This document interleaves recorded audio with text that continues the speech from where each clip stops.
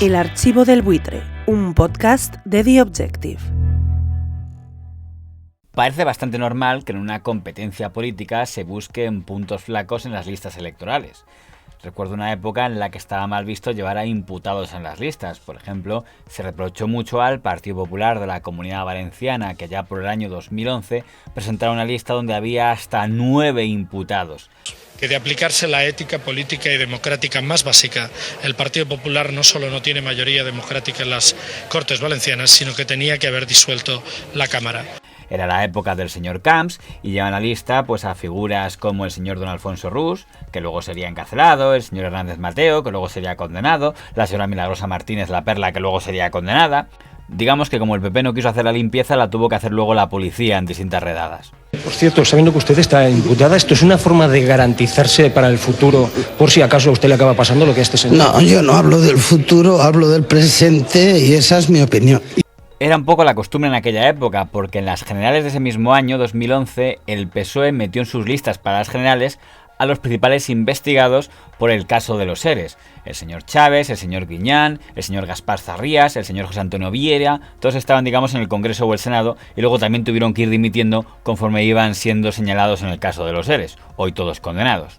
Los socialistas Chávez y Zarrías han formalizado hoy la entrega de sus actas como diputados, que no será efectiva hasta el 2 de julio. Queda todavía por ver qué hace el exconsejero de la Junta de Andalucía, José Antonio Viera, que se ha negado a renunciar a su escaño tras abandonar su militancia en el PSOE.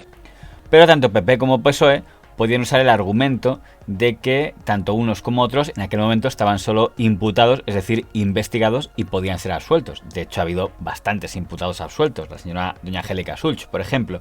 Pero hoy las listas de un partido son noticia no por imputaciones, sino por condenas. Y es que la formación política EH Bildu ha incluido a más de 30 personas que han sido condenadas por delitos terroristas, 7 de ellas por asesinato.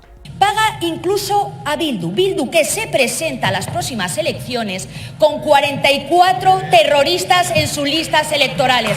Estos son sus socios, señor Sánchez.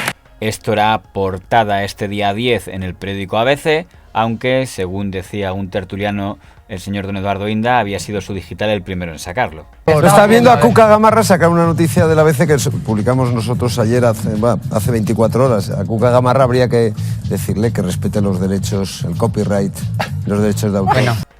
El tema era un poco incómodo para lo que podríamos llamar los tertulianos más próximos al gobierno. Por ejemplo, don Rodolfo Irago intentaba insistir en que sí, era molesto que hubiera asesinos, pero no por ello dejaba de ser una lista democrática. Evidentemente no se me ocurriría en la vida votar una lista como esa, pero de esto se trata la democracia, de ganarles en las urnas a gente que, a ver, tampoco nos vamos a sorprender, evidentemente hay una parte de Bildu que viene de ese mundo y esta gente ha cumplido sus condenas y se pueden presentar. Los que le voten tienen que saber a quién están votando, efectivamente, pero creo que muchos de los votantes de Bildu eso no le dan importancia. Los dirigentes del IRA han sido ministros de Irlanda del Norte, o sea que no nos debemos tantas sorpresas y ellos tienen derecho a presentarse. El principal pero que pongo a este argumento es que hasta anteayer nos estaban diciendo de que era un error llamar filobatasunos o filoeteras a los de EH Bildu. De hecho, la presidenta del Parlamento, doña Michelle Batet, regañó a diputados de la oposición por referirse a EH Bildu como grupo filoterrorista. Señor Ortega, en este Parlamento, en esta Cámara, hay grupos parlamentarios, diputados y diputadas, todos ellos legítimos, y por tanto no hay grupos parlamentarios ni golpistas ni terroristas. Y ahora, para demostrarnos lo poco filoterroristas que son, meten a 30 personas condenadas por terrorismo en sus listas. Señor Toni Bolaño, exdircon del PSC. Han cumplido sus penas y prefiero que estén en listas electorales y haciendo política que no con el pasamontañas de la pistola. Y Bildu tiene su fuerza, y tú hablabas de que Bildu es una amalgama, claro. Sortu es el sector más radical, la segunda fuerza pero ahí hay absolutamente de todo, igual que cuando se habla de Geroa Bay en Navarra, claro, es que es lo mismo, son batasunos. Ahí estamos de acuerdo, ahí estamos de acuerdo, ahí estamos de acuerdo. Siguiendo con el argumento del señor Bolaños, si como bien dice EH Bildu se supone que una federación, una agrupación de muchos grupos de izquierda abertzale, donde está Sortu, que es el grupo del señor Otegi, pero está también Alternativa, que es el grupo del señor Óscar Matute, y está también Euskal Kartasuna, lo que quede de ellos, ¿no le parece llamativo que teniendo tantos grupos donde escoger gente, justo escojan entre sus candidatos a 7 asesinos? y a 30 personas condenadas por terrorismo. Pero donde han matado, hacer no pasa por campaña ahí. como si desearas que volviera ETA me parece No, claro que asqueroso. no. Pero nadie está hablando que en esta mesa. Entonces, si Bildu pone a 7 asesinos en las listas y tú dices que te parece mal que pongan a 7 asesinos en las listas, entonces es que deseas que vuelva ETA.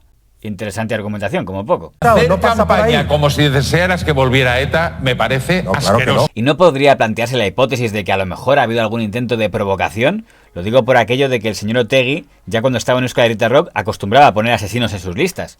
Llegó a poner hasta un jefe de ETA, el señor Josu Ternera, en las listas. Y encima lo colocaron como representante de su grupo en el Comité de Derechos Humanos del Parlamento Vasco, gracias al apoyo del PNV y Eusko Alkartasuna, hoy también en Bildu. Josu Ternera, el hombre que dirigía la banda terrorista ETA cuando estalló el coche bomba en Hipercor, ha sido nombrado representante de Euskal Herria Rock en la Comisión de Derechos Humanos del Parlamento Vasco. Uno de los que más lo denunció entonces, por cierto, fue don Fernando Buesa. Que no entendemos cómo el Partido Nacionalista Vasco y Eusko Alkartasuna puedan darles bofetadas políticas a las víctimas del terrorismo y en cambio estén con toda urgencia, y perdóneseme la expresión coloquial, perdiendo el culo para sentar a Josu Ternera en la Comisión de Derechos Humanos.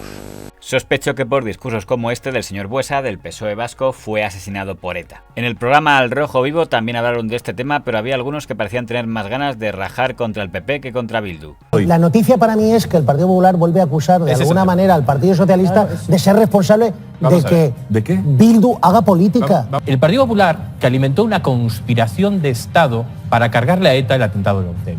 Como el señor Basteiro. EH Bildu es una coalición de partidos donde yo creo que hay sectores que tienen deberes pendientes y creo que hay caras del pasado que deberían pasar a un segundo plano. También es cierto que hay otros partidos en esa coalición, como Alternativa, como Aralar, que siempre han condenado la violencia y el terrorismo, ¿no?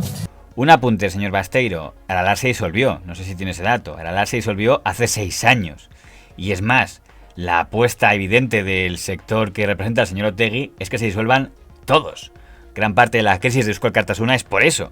Y en caso de que lo consigan, sospeche quién va a ser quien tomaría el control total de Bildu. Al independentismo vasco, porque si hablamos de presos acercados, por ejemplo, Aznar tiene el récord cuando ETA mataba.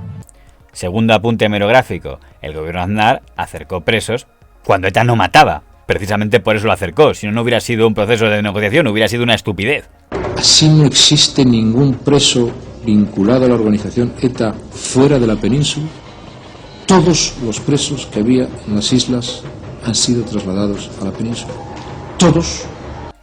Lo que tiene de criticable el gobierno Aznar es que hizo lo mismo que haría después el señor Zapatero, y cuando lo hizo el señor Zapatero lo criticó. Pero tanto el señor Aznar como el señor Zapatero, las concesiones que pudieran hacer se produjeron durante procesos en los que ETA no mataba. Que el señor Basteiro se nos viene arriba. Te duela o no, les trates o no les trates, sean tus amigos o tus enemigos, pero esta gente está representando a ciudadanos del País Vasco. Que vayan las listas puede ser doloroso, sobre todo para las víctimas del terrorismo, pero que se haga política con esto y se trate de desacreditar al gobierno de España porque negocia o porque se apoya para aprobar determinadas leyes con un partido que es legal, le duela a quien le duela, de verdad que no lo entiendo. Doña Natibel Preciado dice que no entiende por qué los partidos de la oposición critican al gobierno por haber pactado los presupuestos o la reforma laboral con EH Bildu. Dejando al margen que la oposición acostumbra a usar cualquier cosa contra el gobierno, no sé, a lo mejor puede influir el hecho de que el presidente del gobierno había prometido que nunca lo iba a hacer. Nosotros de Bildu no queremos nada. Ni esperamos nada ni queremos nada. Podemos lo que demuestra con ese apoyo sucinto que está dando a Bildu es que no tiene un proyecto de país. Perdone, pero si estoy diciendo que con Bildu no vamos a pactar, si quieres lo digo 5 veces o 20 durante la entrevista, con Bildu no vamos a pactar. Con Bildu, se lo repito, no vamos a pactar. Cuando luego se produjo el pacto en los presupuestos, el señor don Pedro Sánchez no fue quien explicó el pacto, mandó para que lo explicara ante los medios al señor Ábalos, entonces secretario de organización del PSOE y muy conocido en este medio. Y que tenga que tener más sentido de responsabilidad Bildu que el propio Partido Popular. Eso es lo que sienta mal. Es imposible, podemos aceptar que una fuerza esté en el Parlamento, pero no normalizar su actuación. Igual ayudaría para esa normalización si no pusiera asesinos en sus listas. Es que es incomprensible. Hay un último punto que me llama la atención, y es que el programa El Rojo Vivo, en el mismo programa 10 de mayo en el que decían que Bildu era una formación que tenía derecho a participar, que además representaba muchos votos, etc., era el mismo programa en el que habían empezado diciendo que como el señor Trump había sido condenado, no podía ser admisible que volviera a ser candidato a la presidencia de Estados Unidos. Donald Trump, el presidente de Estados Unidos de Norteamérica, es un depredador sexual.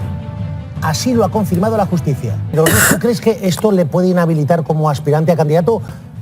Un antes y un después. Aquí en Europa esto sería un antes y un después para un político con aspiraciones a presidente. Seguramente, sí, por supuesto. En Europa yo creo que esto tendría una trascendencia y se exigirían responsabilidades. No tengo claro que esta jornada de 10 de mayo sea la más indicada para que Europa saque pecho frente a Estados Unidos sobre a quién deja ser candidato y a quién no. Porque si Estados Unidos deja ser candidato al señor Trump, en España dejamos ser candidatos a asesinos.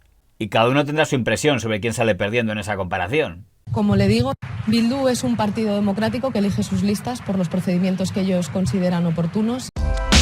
El Archivo del Buitre, un podcast de The Objective.